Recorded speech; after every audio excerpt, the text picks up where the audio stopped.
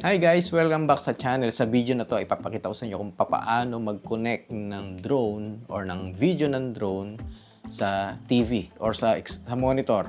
So, sa ngayon, meron akong RC2 na ginagamit dito and then nakakonect siya rito sa TV. Yan, tingnan nyo. Pwede mo siyang paglaruan. And then, lipad.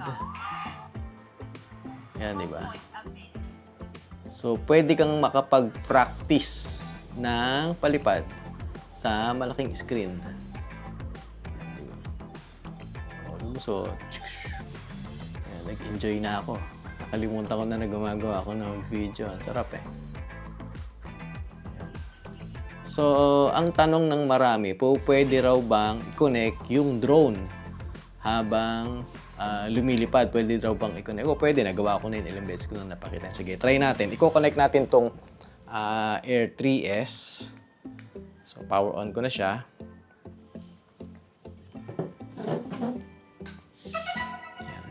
Exit na tayo sa flight simulator and then punta tayo dun sa live ng drone. Okay, so yan. Connected na yung drone. So, paliparin natin.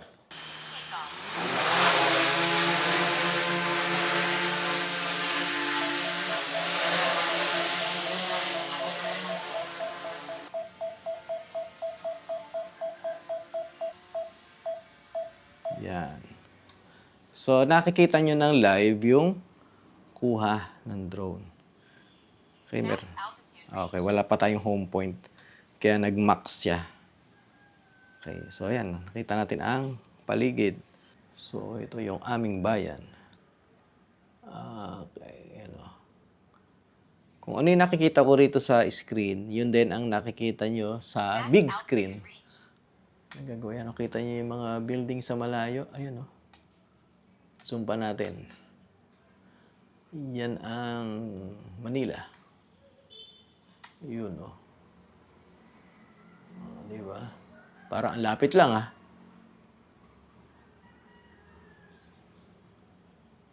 Okay? So, ibalik ko na itong drone natin. Tilt down. Medyo ano yung signal kasi nasa loob tayo ng bahay. Remote control block. Yan, naririnig ko na siya. Tilt up.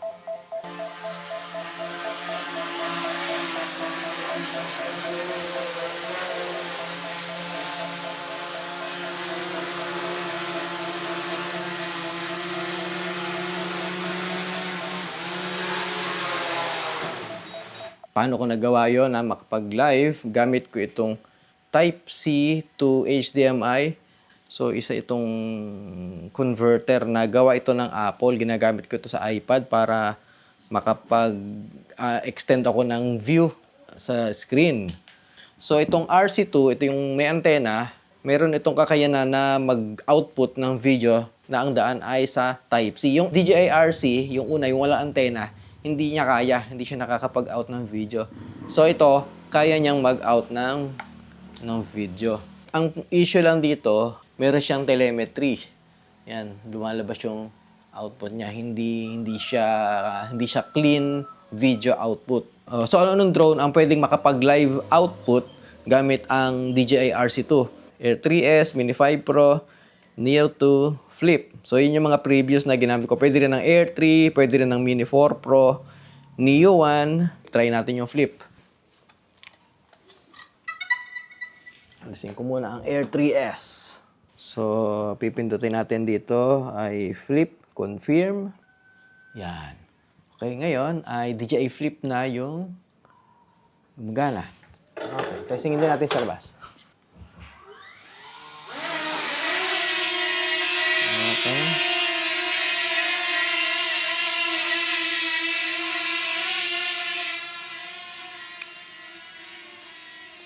Yun, oh. Pwedeng magpaikot-ikot dito sa bakuran. Okay. Na. Baka sumabi tayo sa wire. Tingnan ko, katapat ako sa gulong. Ito yung marker ko para hindi ako sumabit sa wire. So, yan siya. Zoom tayo. So, merong zoom ang DJI Flip. Maximum na kasi wala itong GPS ngayon. Okay, so baba na natin. At least nakita nyo na gumagana yung DJI Flip. Okay, tilt down. Tapat natin doon sa gulong.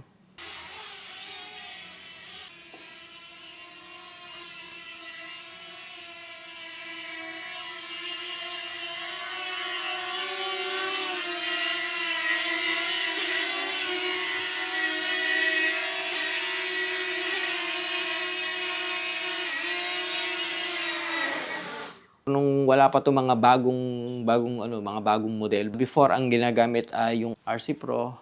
Tapos yung mga Mavic 2, ang ginagamit naman sa Mavic 2 is kinakapitan yung controller ng Crystal Sky. So yung Crystal Sky, meron siyang HDMI output. So wala na tayo nun. Matagal nang wala yung Crystal Sky ko. Hindi ko na ma-demo sa inyo yan. Switch naman tayo sa RC2 Pro. Okay, ito yung RC2 Pro. Ito ay mayroong mas malaki na controller. Sa RC2 Pro controller, hindi na natin kailangan ng converter. Direkta na. Kanyang HDMI plug, pwede nang ikabit dito sa HDMI port, standard. Standard yung size. So kapag kinonect ko siya, yan, lalabas na agad kung ano yung naka-display rito. Try natin yung simulator. Okay, so may sound. Yan. Palipad muna tayo ng isa bago tayo mag-demo ng drone. Ganda ng graphics niya. Place aircraft. Then take off. Point updated. Yan, oh. Galing. Ooh. Tsaka parang mas madaling paliparin ito. Doon sa RC2 parang nahihirapan ako eh. Imagine, ha? Nakakaikot-ikot ka sa loob ng castle. Pasok tayo dito dahil ano. Dahil may pwedeng lusutan. Ayan, ha? Tignan natin kung makakapasok. Parang kaya. Okay. Yun, oh.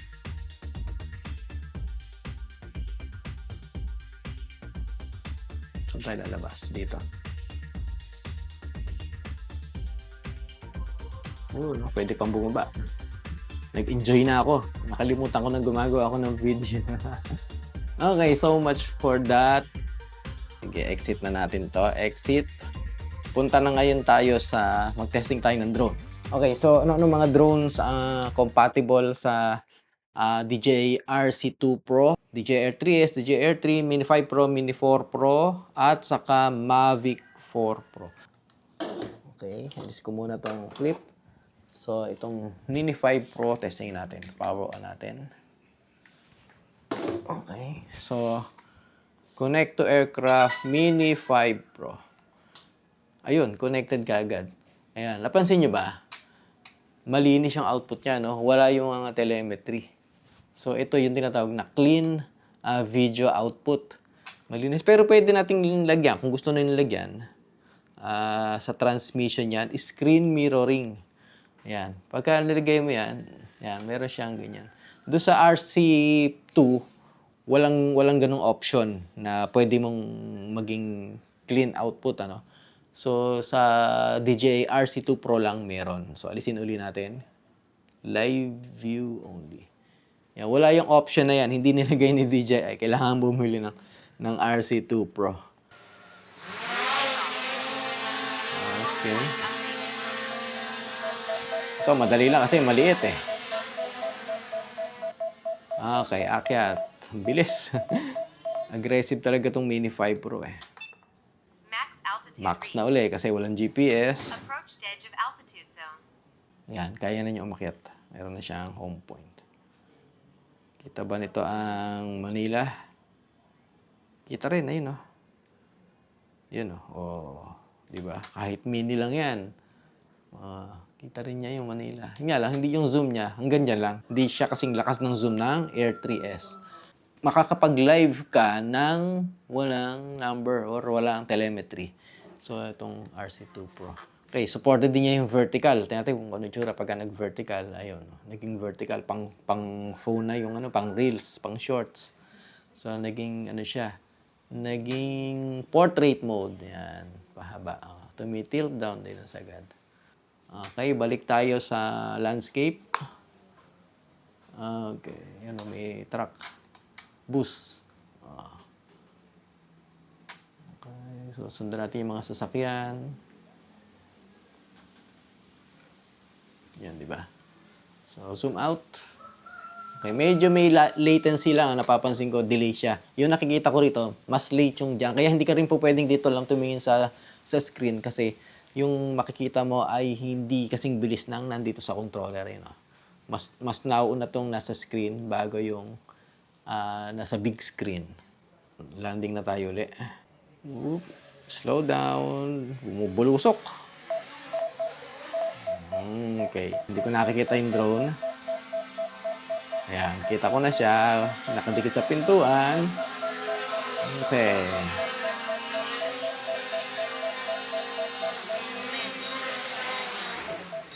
Baka nagtataka kayo bakit ko kailangan papasukin palabas. Kasi hindi maigsi yung wire ko ng maigsi yung wire ko ng HDMI.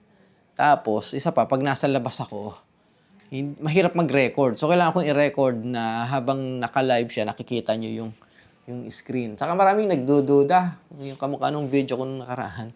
Recorded na raw yun, nakikita rito. At hindi raw yun yung talagang nakikita sa video. Pero ito siguro naman, paniniwalaan nyo na hindi to recorded.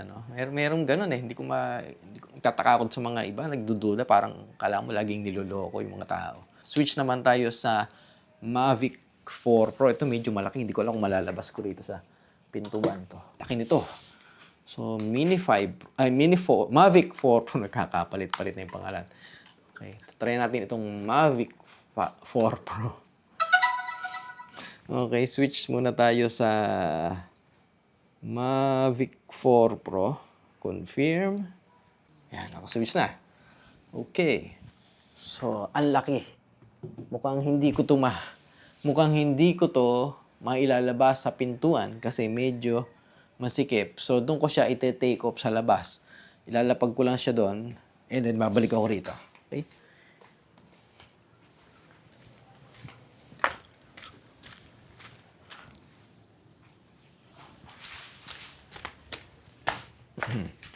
So, nandun na siya. Doon ko siya ite-take off. So, wala pa siyang GPS, 0. Ayan.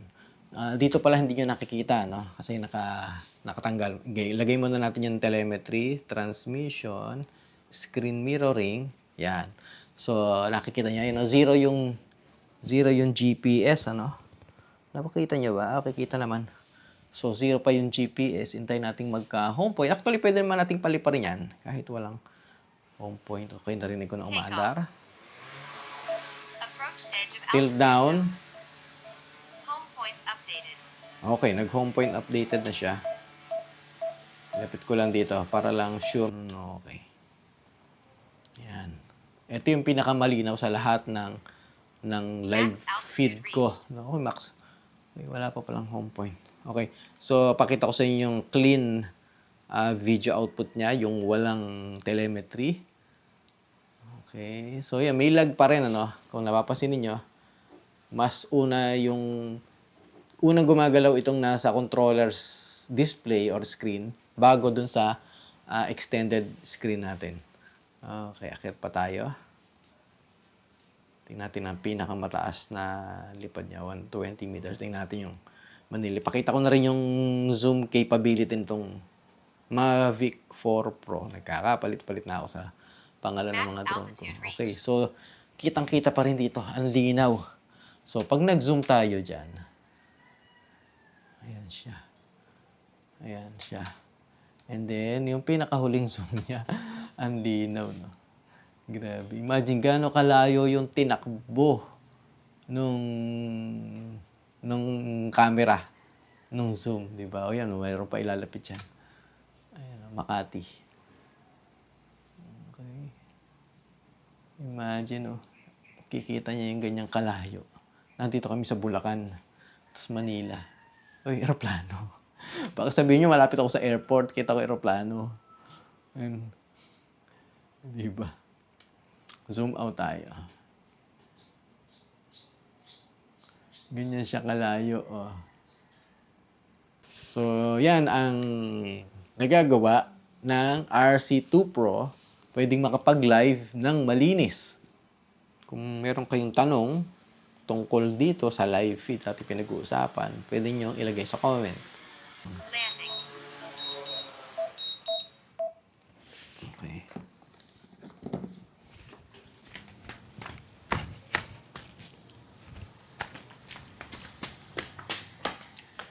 So, yun yung Mavic 4 Pro. Ngayon naman, alam ko marami nag-aabang nito eh. Paano ko daw na-live ang DJI Neo 2? Paano ko na-live ang DJI Neo?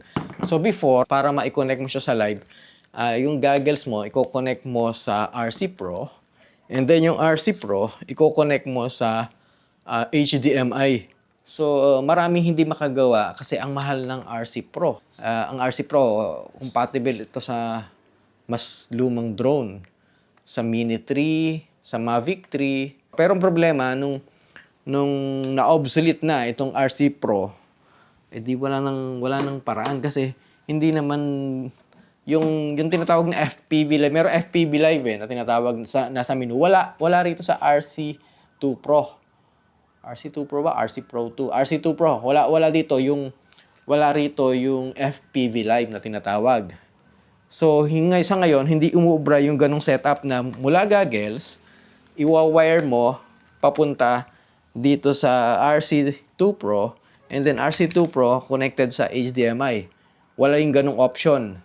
Para lang makapag-live ka ng FPV or ng Avata or ng DJI Neo, kailangan mo lagi ng RC Pro na original. Okay, so ano yung ginawa ko?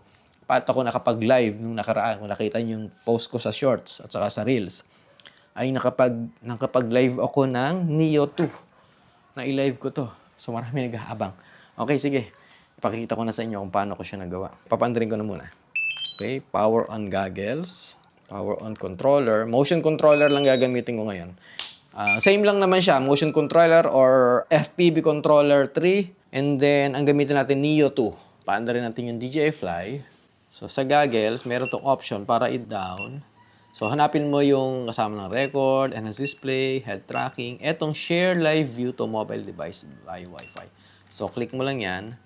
And then, connect tayo sa goggles. Okay. Connecting. Then, join. Connected na siya. So, ngayon, kung connect na siya rito sa iPad, gagamitin natin ngayon itong converter na HDMI. Make sure lang na yung device niyo kayang mag-output sa kanyang Type-C. So, Type-C, convert niya sa HDMI. Merong mga devices ngayon, mga cellphone, na kaya yan. Marami na. Hindi ko lang alam, hindi ko kabisado, pero marami na. Pero itong ginagamit ko ay iPad. Itong cellphone ko, hindi. Yung mga Samsung, yung mga high-end na Samsung, kaya yon. Tsaka hindi naman lahat ng high-end lang. Meron ding mga ibang cellphone na kaya ding mag-video out. So, i-connect ko itong HDMI. Kukunin ko rito dito sa converter. Nakalimutan ko eksaktong tawag dito eh. Hindi ko na maalala. Isusulat ko na lang sa description pag nakita ko yung name niya. So, i-connect ko na siya sa iPad. So, yan. So, naka-live na ba? Tingnan natin. Ayan, oh. Naka-live na. Kaya lang kung mapapansin niyo, yung edge niya, hindi sagad. So, kailangan niyo yung kailangan nyo i-adjust. Meron dito na aspect ratio. Ito, i-zoom mo siya. I-zoom mo. Hanapin mo yung meron pa isa. All direction na zoom yan. Sa ibang TV, hindi pare-pare siya. Nagkakaiba-iba yung zoom na yan. So, dito sa akin, meron siyang all zoom. Nag-zoom yung vertical and horizontal niya. Take off.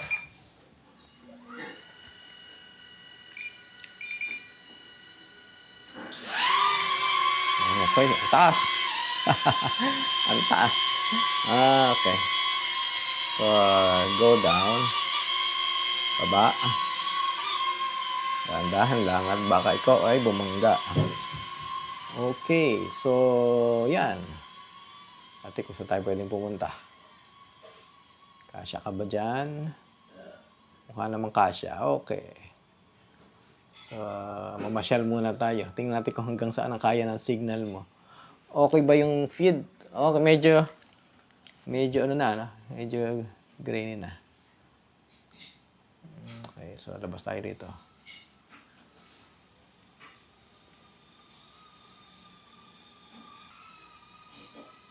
Bilis. Okay, medyo ano na rito. Kasi nasa loob ako ng bahay. Tapos yung drone ay nasa labas. So, may tendency na, ayun, may sumusulat sa akin na nababawasan yung kanyang signal. Okay. Pero kung dito, walang problema.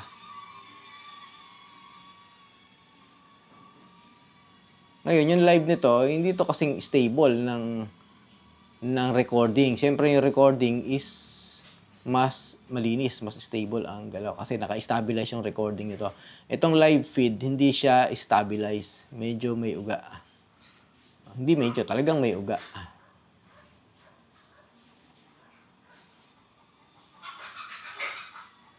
Hindi siya kasya. Oop.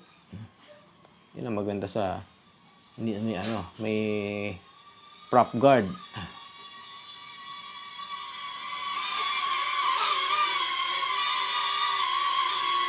Okay. Landing. Okay, ngayon, try naman natin yung Avata 2. So, paano mag-switch Neo 2 to Avata 2? Dito sa goggles ay status, and then switch, and then select Avata 2. Meron dito Neo, Avata 2, marami. Yan yung mga kaya niya. Lahat ng nakasulat dyan, kayang mag-live. Okay, so balik tayo sa Avata 2. Switch. Okay. Switching sa Avata 2. Yan, naka-Avata 2 na yung screen natin.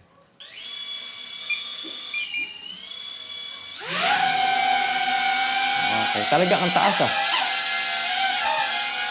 Okay, baba.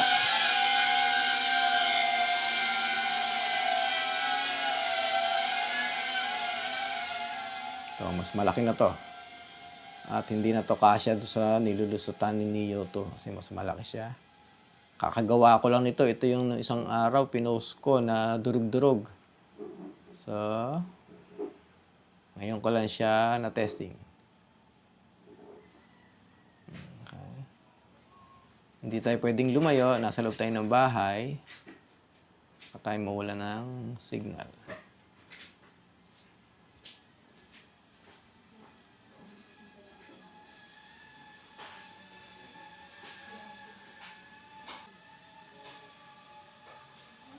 Gumagana rin to kahit ang controller natin ay yung FPV Controller 3. Regardless, kahit anong controller na compatible po pwede. Kasi ang nagla-live naman talaga ay yung goggles, hindi yung controller. So, balik na tayo. Medyo maliit yung gate eh.